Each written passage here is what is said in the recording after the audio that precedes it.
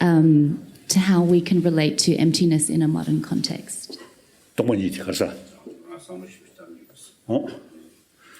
That's the key thing as far as Buddhism is concerned,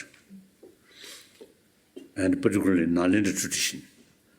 In Nalanda tradition, the Longsu Posa, the Chinese language, Longsu Posa, and Nagarjuna,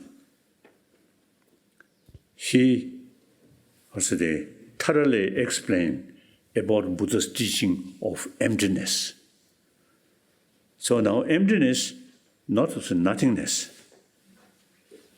but like quantum physics, you see, quantum physics say not nothingness, but things does not exist as appears. Appearance is something exists there, but if we investigate nothing, so things does not exist as appears. There is a big gap, appearances and reality. Now, the emptiness telling what's the ultimate reality, and nothing. If we, because of the physical, because of the parts, dissect. No, if we take something and dissect it, nothing. And the quantum physics not yet reach about mind. That's they call observer. Now, in Buddhist tradition, they also investigate what's mind. Mind, not physical, but yes. The mind is posited in terms of continuity of streams. So, mind, so-called mind, is the something jit chajen mind. The chaje demon. Yes. So when we talk about mind, it's not just a single entity; it's a continuation of moments. So we can talk about a whole mind, which is made up of these when we moments. talk continuation, they automatically involve past, present, future. Then present is the basis of past and future. Now present, if we further go, present century, present decade, present year, present month, present week and day and hour and minute, second. No present. Second, 1 second past, 1 second future. Where is present? No present. Then without present, very difficult to say past and future. So that's just because of the on the roughly appearances we say continuation of mind. But if you go detail, nothing. So now the Madhyamika philosophy, Nagarjuna says, if we investigate, if we analyze, nothing independently exists, but just a mere designation. That, you see, concept to Buddhists try to defeat our emotion which believe things are independently exist there. That basis of exaggeration. One of my American psychologist, great psychologist, his age now, when my last meeting, few years ago, his age already 110 or something. Aaron Beck. Aaron Beck. You see, few decades, he deal with people whose mind too much disturbed by anger. So he told me, those angry people, when they feel anger, the object which they feel angry appears something very negative. But reality, 90% of that negativeness is mental projection.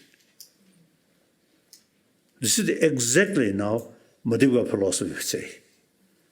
So now antidote is to analyze things does not exist as appears.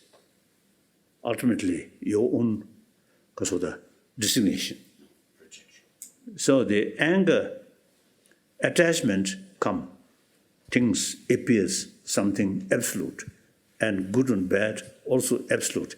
Recently, I heard one Chinese student who study quantum physics. He, express when he think about nothing exists objectively. That affect his sort of the extreme view, good or bad. That's exactly, the purpose of Nalanda, this Madhyamika philosophy. I also practice that daily. So, very, very helpful. One part of practice is altruism. One part of practice is nothing exists as appears. So Nagarjuna explained interdependent, interconnected. Nothing exists independently. Everything depends on other factor. So that also, the approach, more realistic approach, things. It exists, but exists due to many other factors, including your own mind. So then our anger, attachment, these happen. Its very nature is entirely, also believe things exist there independently. Then attachment, anger comes. For example, usually we develop anger towards our enemy, so-called enemy.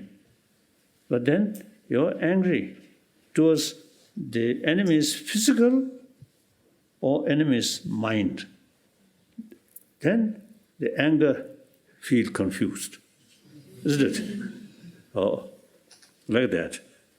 And similarly, when we feel I, where is I? Not just physical. I can say my physical, my mind. So still there is I. Where is I? I here? No. Here? No. Difficult. I is there. But if you investigate, we cannot find. So finally, combination of physical and mind is just merely designated as I, self. But in Indian tradition, Atma, then there is independent I is there. And the journalism, Western culture, soul, also more or less independent self. The Buddhist anatma theory, no atma. But when I explain about rebirth, I found very useful the concept of atma. Recently, I think 2 years ago, in South India, I have sort of, the useful discussion with one Indian Hindu sadhu, good scholar, and very good. He's serving people, particularly student. Wonderful. So he invited me.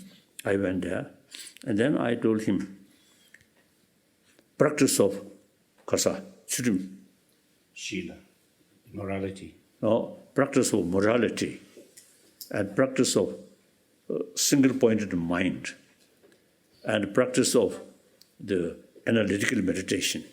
Generally, same. Hindu, Buddhist, same. So we are truly spiritual brothers.